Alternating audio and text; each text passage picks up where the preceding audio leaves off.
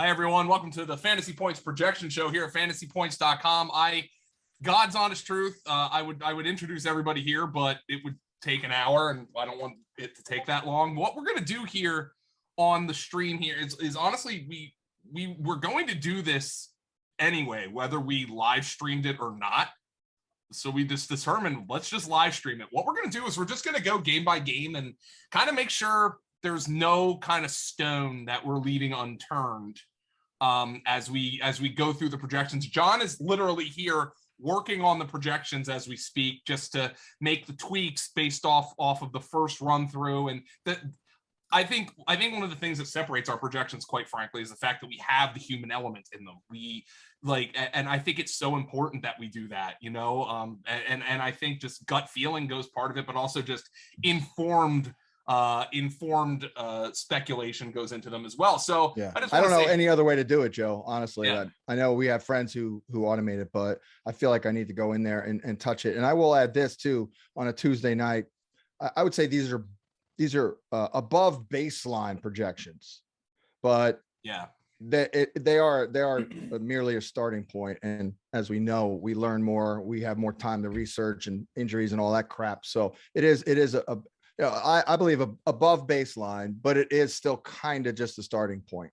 Yeah. And obviously, things change during the week. We tell everybody wants the projections out early, but you also don't want to set your lineups on a Wednesday. I mean, it's stupid to do, but I mean, it's good to have a first. We have to talk, John. I mean, you have to go on the radio and talk.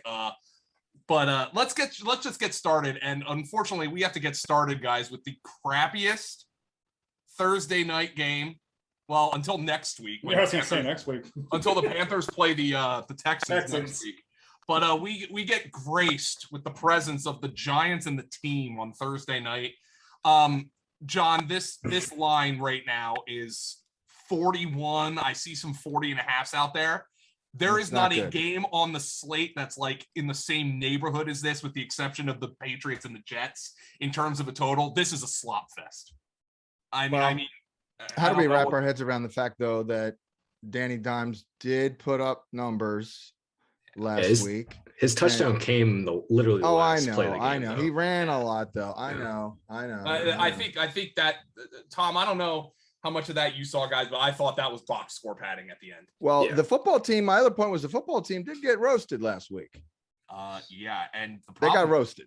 The problem for them was their offensive line did not hold up at all. Yeah. I mean, like, their line was freaking awful. Well, that said, it's not like I had preliminarily, I got to come up with a better word than that, but I had Danny Dimes at like 22, I think, at quarterback. So yeah, you're if you're starting them in a one quarterback league, you're in trouble essentially. John, I gotta tell you, your boy, man, Sterling Shepard. Yeah, man. He is the only, he's had 5 or more targets in 11 straight games. Dude, I always loved him. I can't quit him. I mean, he's just such a good football player, He's so reliable, good hands, runs good route, competitive, I mean, he is a definition of rock solid. Yeah. Led the team in air yards this past week too. Galladay was right behind him, but we ranked his ass. So we ranked him 30 spots higher than his ADP. Yeah. I think we were all over that there. Matt from LA asked if Heineke's not a huge downgrade for Gibson. I don't really think so. Like, I think was that our guy, Matt? My guy, Matt? From LA? I think it is. Matt Boothart. Matty. But no, Gibson's in your lineup. He got bell cow usage. I mean, does anybody disagree with that? No, he ran more routes than McKissick too, 15-10. Just exactly what we wanted to see.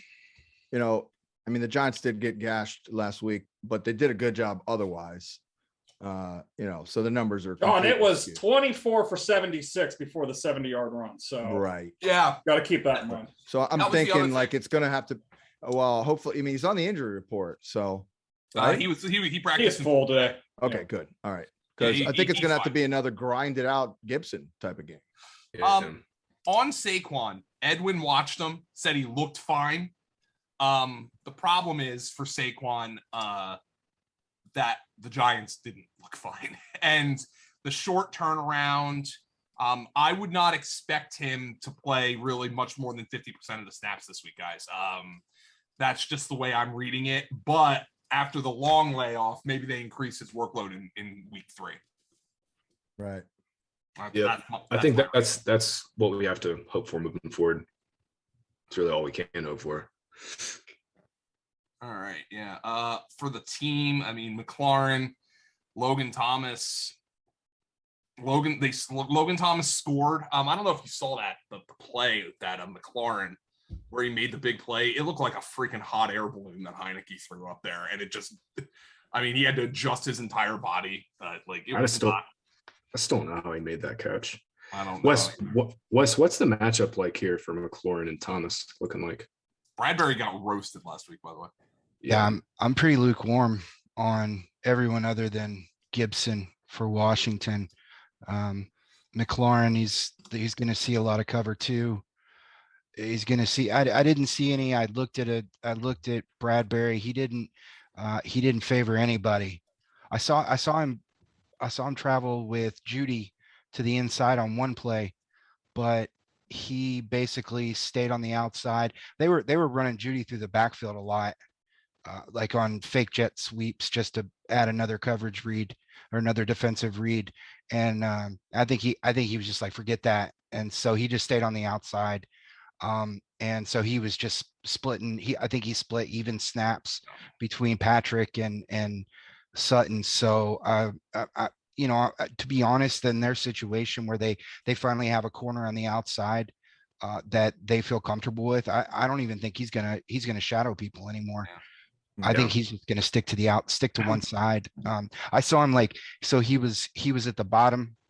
He was at left corner, and then at the end of the quarter they switched sides and he went to right. So it was like he was staying to the same sideline. But yeah, I mean, I didn't see him shadow. So, but McLaurin's he'll see him at some point, but then if he's on the other side, he's going to get a Dory. Yeah.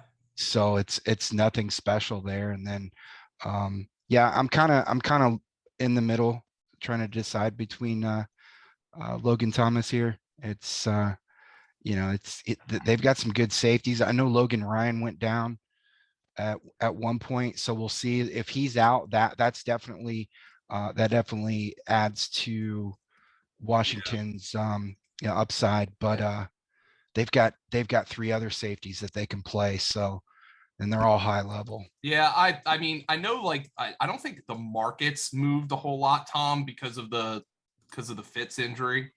But for fantasy, I just don't feel as bullish on their pass catchers. No, we'll say the Giants gave up 10 catches last week to Bronco tight ends. Yeah. And Albert O scored, right? Albert O scored. I mean, they gave up a shitload of points, but yeah. So the markets don't think there's a huge drop off from Fitz to Heineke. I think from a fantasy standpoint and maybe the willingness to attack a James Bradbury, that there is. But then again, I mean, the Giants faced Teddy last week, and nobody would ever accuse Teddy of being a tight window thrower. I mean, I don't know. I just think, John, this is going back to you. I think the vibes on the Giants are nuclearly bad. This. Yeah. I think Judge is a clown. I mean, we were on that. No. I mean, other than Sterling Shepard, we were on that. Yeah, and I mean, Saquon, I don't know. We benched him in our high stakes league. Me, Graham, and Tom have a team in the NFFC primetime, and we benched him for Jamal Williams, and obviously didn't regret that. But yeah, so anyway. A couple of usage notes, John. Galladay, he played 88% of the dropbacks, so he's full time already. Right. Mike Williams went for 82 yards and a touchdown. Yeah. Sure. So he's not dead. And Diami Brown played over 90% of the snaps. So that's a good one there. You see, he had a bomb thrown to him. I didn't see that. No. Yeah, he had a bomb thrown to him. I saw that. I mean, Hamler got behind them last week, so I mean. Hamler should have had a touchdown. By the way, I don't know if you guys saw that. Yeah. Oh my God! It was like brutal. He was fielding a punt and he just dropped it. Yeah, that was brutal. Yeah. The other guy I'm on this week's Kenny Galladay. Yeah. Oh, you are. Yeah. He's got a good stylistic matchup.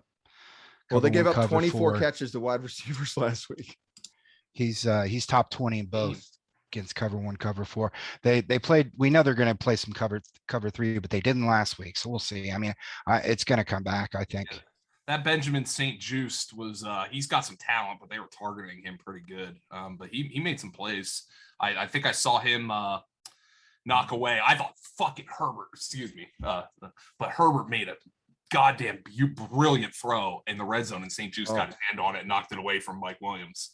Oh, Herbert looked unbelievable. Herbert, I mean, that Herbert, guy, yeah. Did you see who my number 1 trade for guy was? Like, J Herb, the Herb. I'm like, I already regret it not giving him love, but at the end of the day, that was really about. Did price. we not